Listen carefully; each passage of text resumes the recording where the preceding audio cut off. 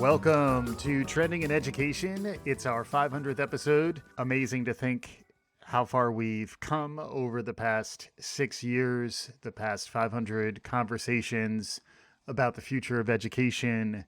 By no means are we stopping, but it is a time to pause and reflect back, looking all the way back, in this case, to September of 2016 when we released our first episode. And since then, we've been cranking them out generally once a week and then frequently more than once a week for the last 6 years. 500 divided by 6 gets you a rough estimate of how many episodes we do each year. We've been averaging around 100 lately. That's what we did in 2020. That's what it looks like we're going to do again this year in 2022. And by the time you hit a number like 500, you do feel like a bit of an institution. And I'm really happy to have folks who have stuck with us for the ride.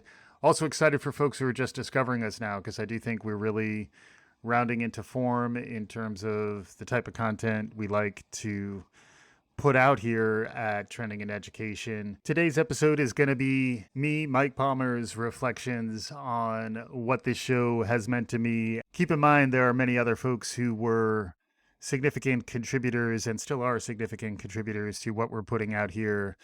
In particular, my wife, Robin Naughton, does an incredible job with our web presence and also supporting me in my creative efforts. Absolutely couldn't have made it this far without Robin's help, especially since taking the show independent back in 2019. It's a much heavier lift when you don't have a staff and you don't have a large organization behind you.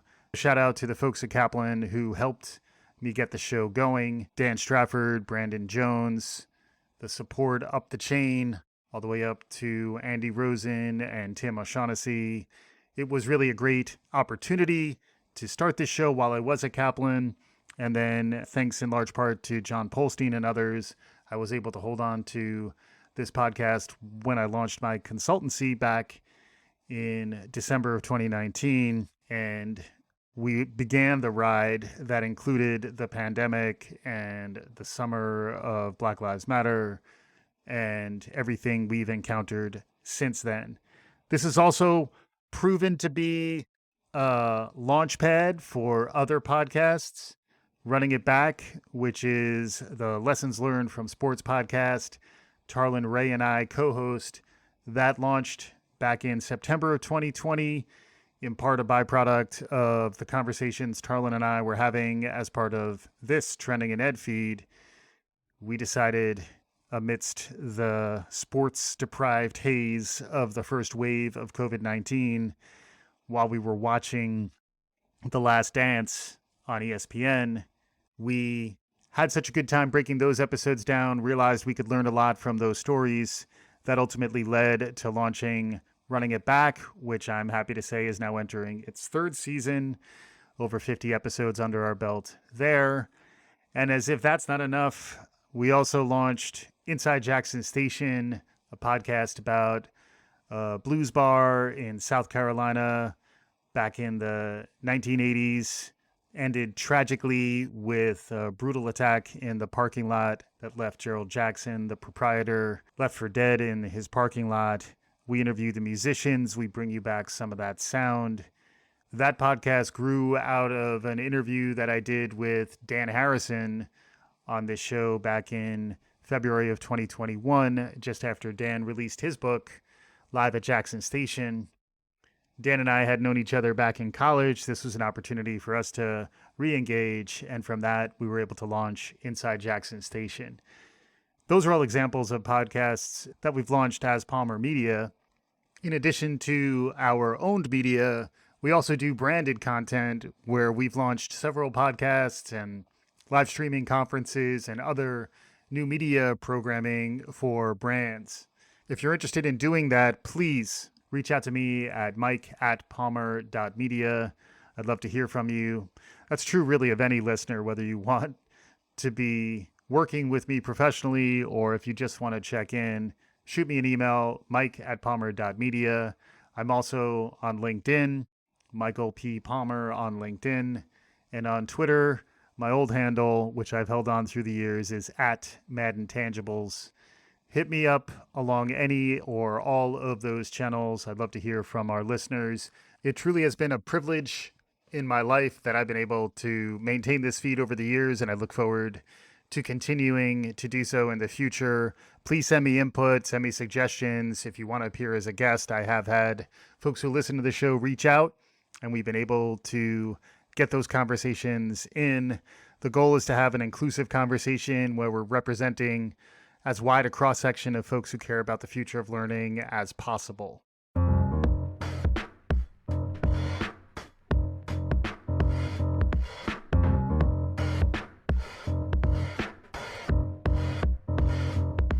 Today's episode is really about respect for the ancestors, respect for the founders, respect for the folks who started what we're doing here, and for something that has been a steady part in my life for the last 6 years, 500 conversations about the future of education. It does make me think about the work of Anders Ericsson and team defining deliberate practice as a highly structured activity, the explicit goal of which is to improve performance. Specific tasks are invented to overcome weaknesses, and performance is carefully monitored to provide clues for ways to improve it further. This was also popularized by Malcolm Gladwell with the idea of 10,000 hours as what is out there in the collective zeitgeist. I've done a lot of these conversations. You get better. You get practice. Practice? You talk to me about practice? You learn how to engage. You learn how to engage with the other people in the conversation. You learn how to edit better. There are a lot of things that I've had to pick up along the way, especially since leaving Kaplan. It was one thing when I was producing the podcast as an executive. I had staff. I had a really great team member in Dan Strafford, who was a co-host, but also was the editor and producer of the show. Learned a lot about podcasting from Dan as we got Trending in Education off the ground. And then once I exited Kaplan, I was able to hold on to the podcast and then was left with the keys without necessarily knowing how to drive the car. And keep in mind, this was heading into 2020 when things got hectic. More about that in a little bit. For today's episode, I'm going to tell a tale. I always ask our guests for their origin story. Today, I'm going to tell the story of this podcast, Trending in Education, spanning the 4 periods in its existence from my perspective.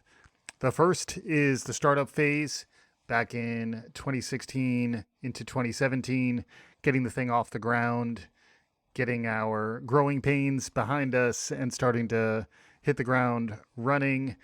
Then there's that period, which I'd say it's 2018 into 2019, when we're really humming as part of Kaplan. Those were fun times, some of our best work really in that window of time. That then pivots into leaving the mothership in our third phase. That leads right into the pandemic years. And now, most recently, I'd characterize this last phase as turning the corner, because I do feel like that is the collective hope and the collective mindset. And there are some ways in which hopefully we don't just deny what we learned through these difficult times, but instead we're able to really grow from some of the pain and some of the perspective that we've gained really since 2020, which coincides with how long this has been an independent podcast, trying to showcase stories of resilience and quiet heroism, whether it's teachers or founders or researchers, academics who are trying to understand what makes great learning happen, how we can build the future that we all hope to be living in, how we can maintain those notes of optimism really throughout. So with that, we're going to pick up with each of those segments next, where I break down the 4 phases in our origin story, in our history here at Trending in Ed, as we launch forth to our next 500, as we're just kicking off our 7th season here. The future is bright. Excited to have you along for the ride.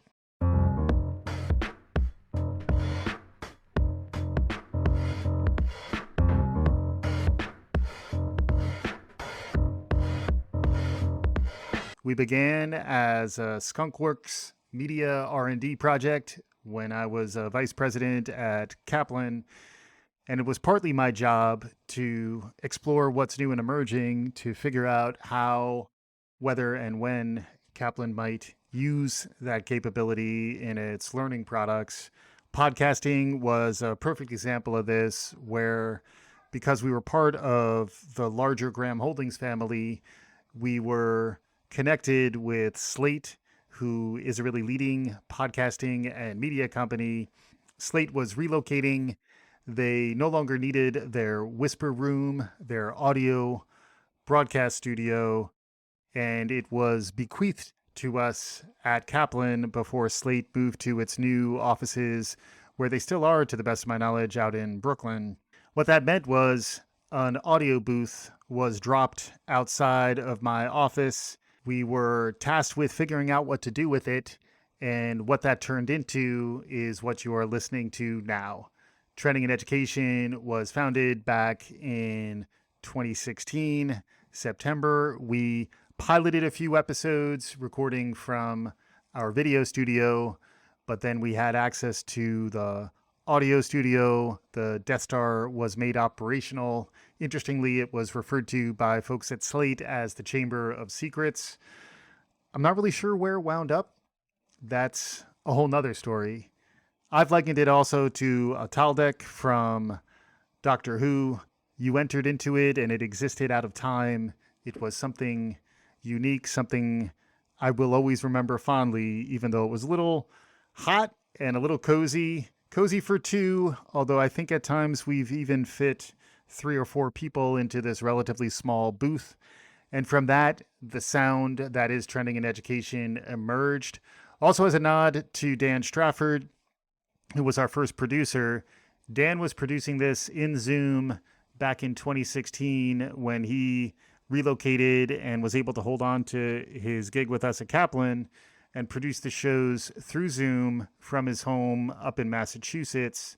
In many ways, that also got us ahead of the curve when the pandemic hit, when I was out on my own producing this podcast. I was still using those digital tools. It's very much part of the DNA of Trending in Ed, and it allowed me to tap into more folks more quickly and comfortably than perhaps I would have had we been more tied to a physical studio for audio production.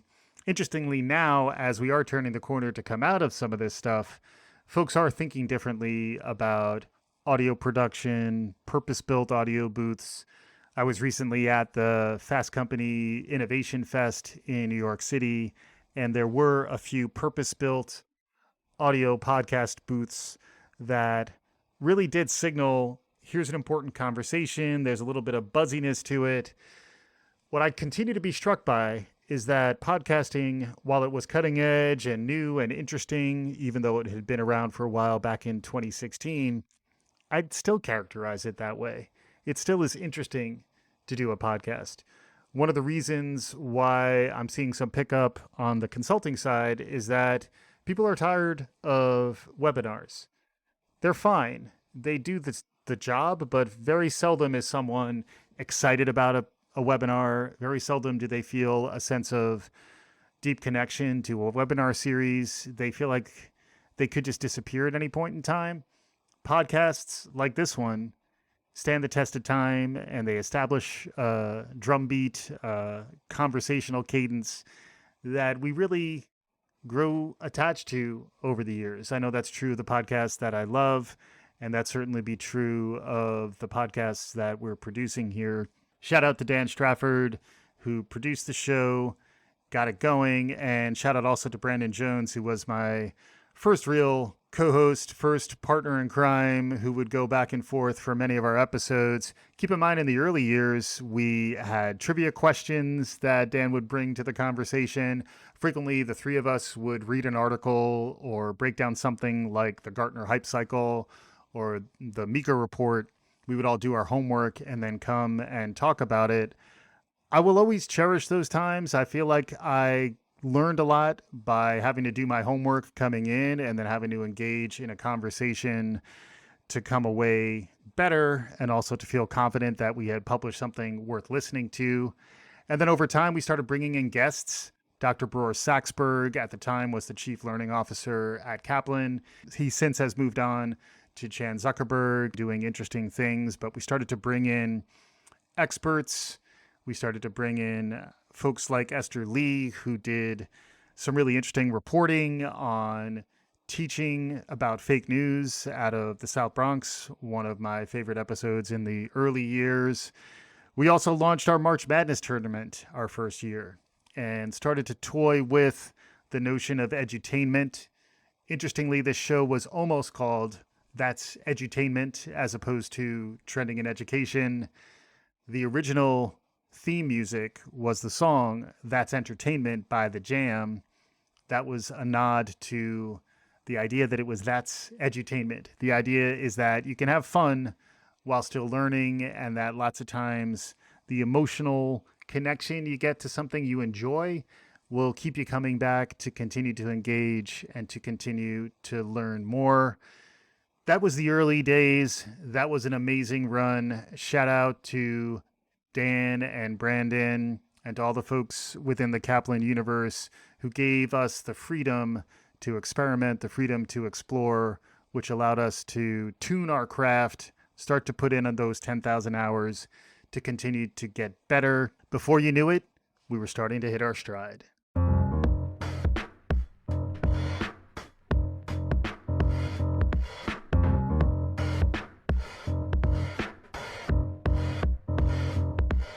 We did hit a bit of a golden era there back in 2018, 2019, when the world was a simpler place.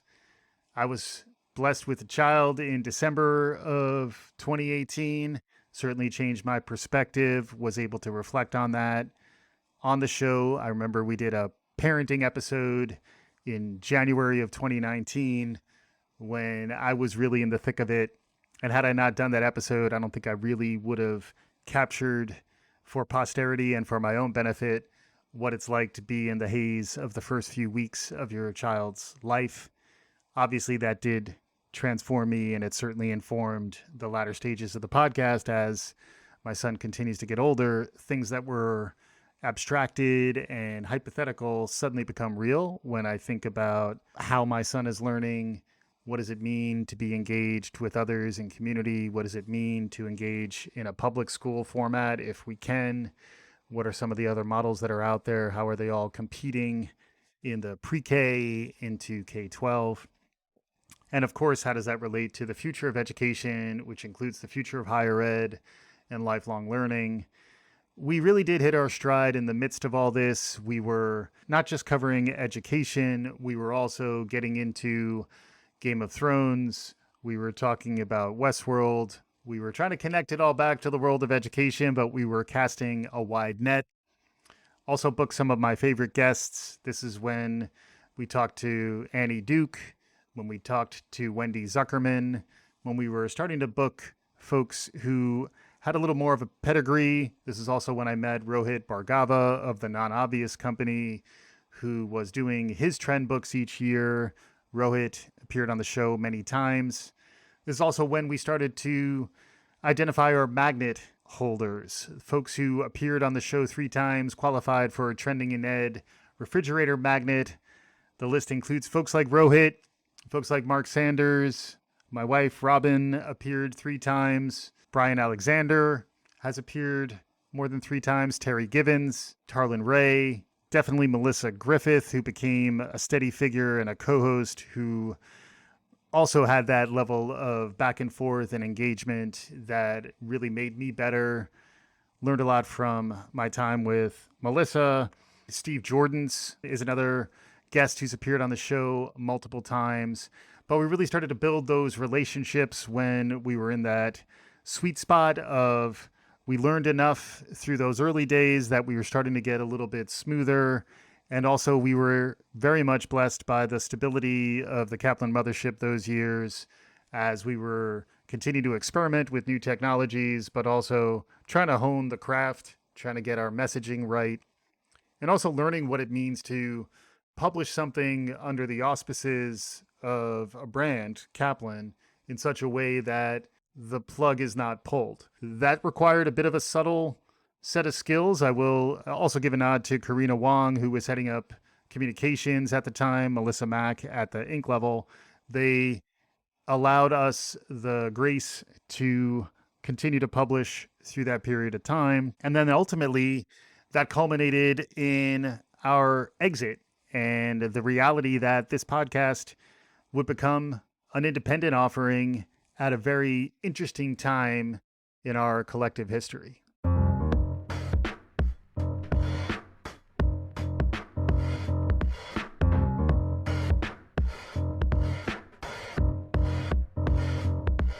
I parted ways from Kaplan in December of 2019 after working there for 20 years, really growing as a leader, as an executive, as an educational technologist, was able to flex all sorts of muscles, build up new skills, one of which was the ability to produce a podcast, and then by virtue of the kindness of the organization, was able to hold on to trending in education and continue to publish it now as an independent podcast owned and operated by my consultancy, Palmer Media. This all took place back in December of 2019. I had just left Kaplan. I had a 1-year-old son at home and was continuing to produce the podcast as I was starting to build a consultancy where I could help folks navigate the complexities of their brand voice, publishing content, publishing podcasts, live streams, virtual classrooms. The things that I did at Kaplan, now I could do as a consultant for anyone who wanted to work with me. If you are interested in working with me, email me at mike@palmermedia. Would love to hear from you and would love to explore how you could do things like this show for yourself or for your organization. But that was the run. It was amazing at Kaplan.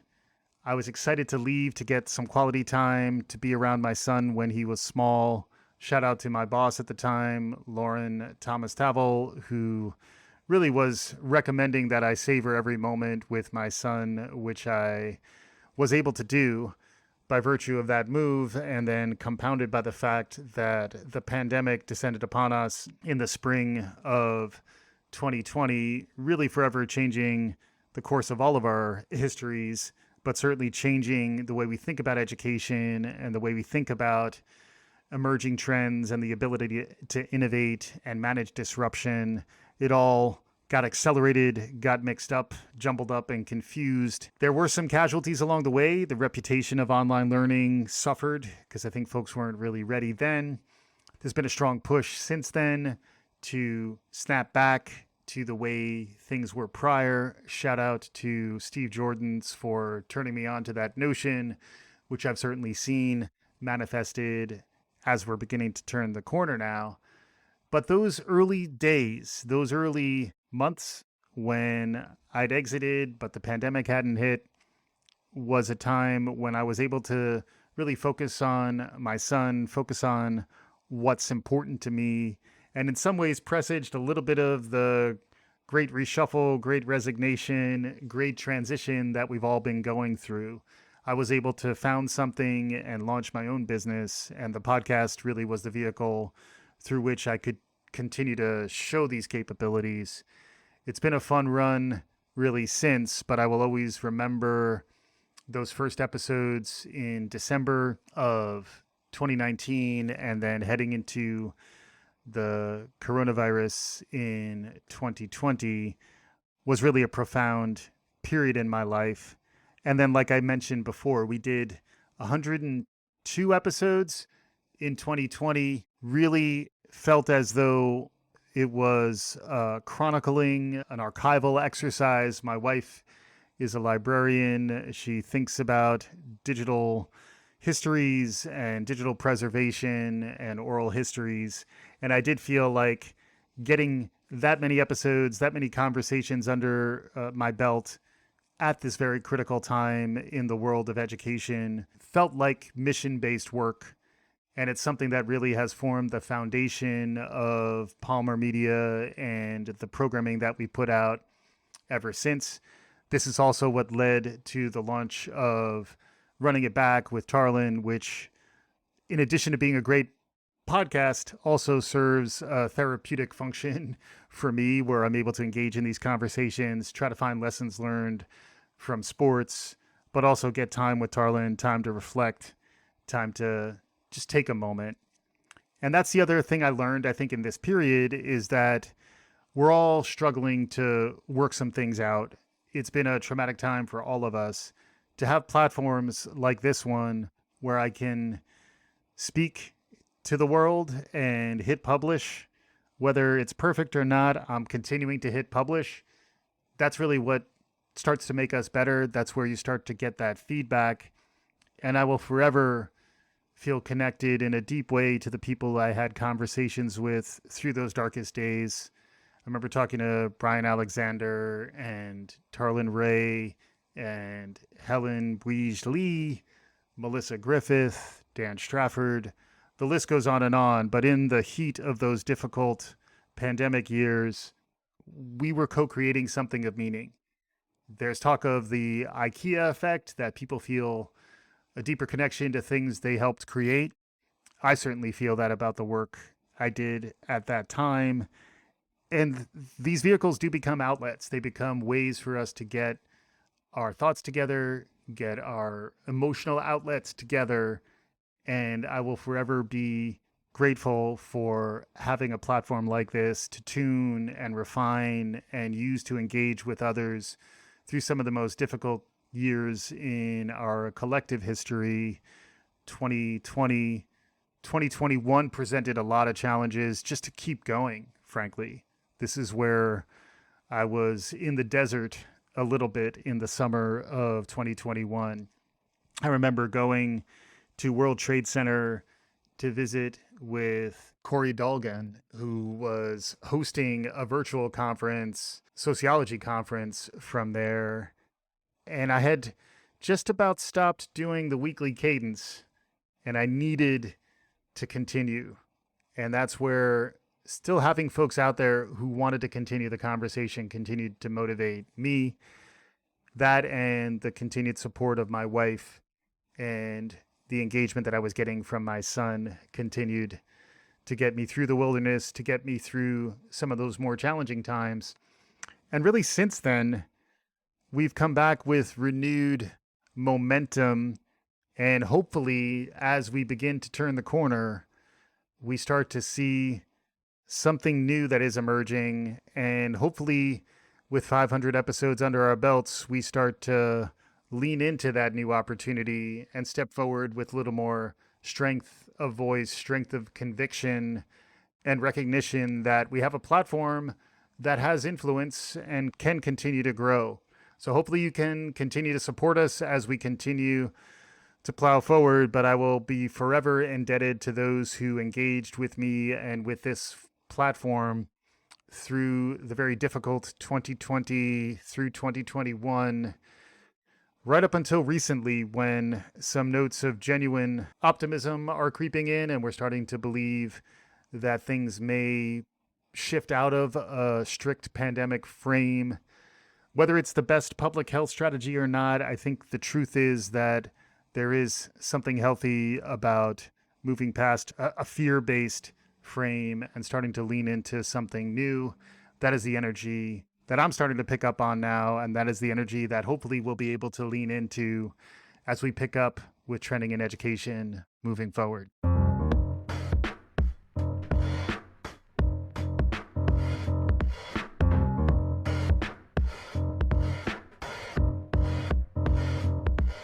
And that takes us to the present day. We are at episode 500, but it is still day 0. It is always day 1. We are always starting anew, and as long as we keep coming back, we'll continue to get better. There is this notion in podcasting called pod fading, which is the idea that when you try a podcast out, you kick the tires, you try it out a little bit, see what it's like, and you move on to other things. Many of the podcasts that are out there don't continue, which is why hopefully this podcast can serve as an inspiration for those of you who enjoy it and follow it, We aren't going away. We're not going to pod fade. We've been here for 6 years, 500 episodes.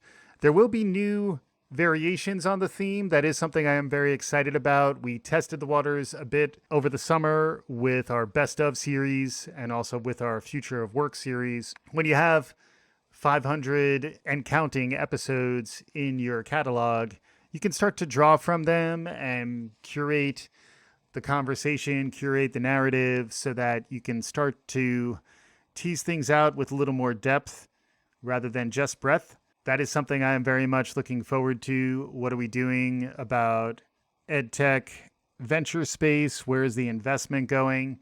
I recently attended the Hole and IQ Summit in New York City and also EdTech Week in New York, both of which were very much talking about how technology is emerging that will be very much human-centered, but will contribute in meaningful ways to the future of learning, whether it's pre-K, K-12, higher ed, or workplace lifelong learning. There are technologies that are emerging. Artificial intelligence is maturing. Virtual reality is also maturing. As those technologies slide along the Gartner hype cycle and start to emerge in more interesting and effective ways, we hope to stay on top of that while still understanding the counterpoint, which is once we engage with technology, there is a certain dehumanization that happens. It can be a lonely and uncanny experience, and it's important to understand where humans factor in. First and foremost among those humans are the learners, but also first and foremost are their teachers and their parents, their mentors, their managers. We all are a collection of relationships, collection of engagements and conversations. I've been fortunate enough to chronicle a lot of this and learn from it as we go. Hopefully, folks are getting some inspiration at times, some perspective and foresight from time to time. I know I certainly am. We'll continue to bring back amazing guests. We'll bring back virtual co-hosts like Nancy.